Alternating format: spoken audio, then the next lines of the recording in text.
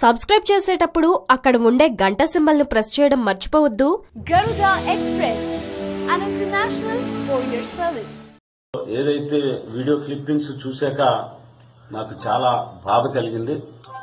తప్పనిసరిగా దీన్ని నేను తీవ్రంగా ఖండించడమే కాకుండా పోలీస్ సైడ్ కూడా మరింత కఠినంగా వ్యవహరించవలసిన అవసరం ఉందనే విషయాన్ని కూడా నేను మనవి చేస్తూ,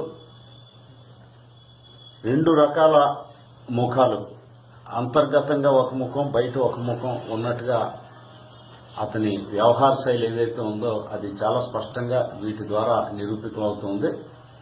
అందుకే ఈ సందర్భంగా నిన్న నా ఆలోచనకి పూర్తి వ్యతిరేకంగా, భిన్నంగా,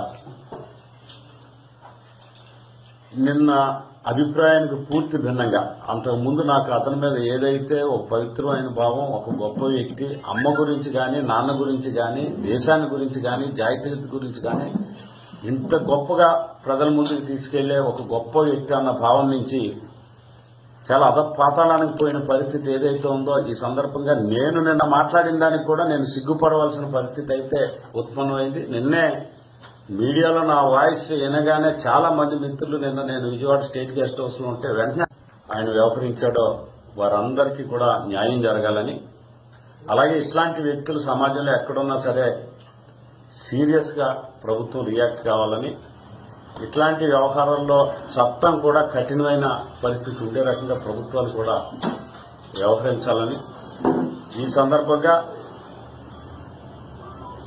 ఏదైతే గజల్ శ్రీనివాస్ విషయంలో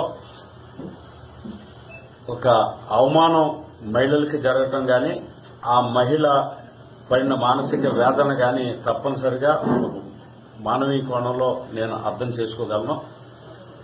నేను తీవ్రంగా ఖండిస్తూ ఇంకా చట్టబద్ధంగా సరైన చర్యలు తీసుకోవడం ద్వారా భవిష్యత్తులో కూడా ఇట్లాంటి వ్యాఘ్రాలు లేకుండా చూడవలసిన అవసరం అటు అన్ని ప్రభుత్వాల మీద కూడా ఉందని నేను మనవి చేస్తాను.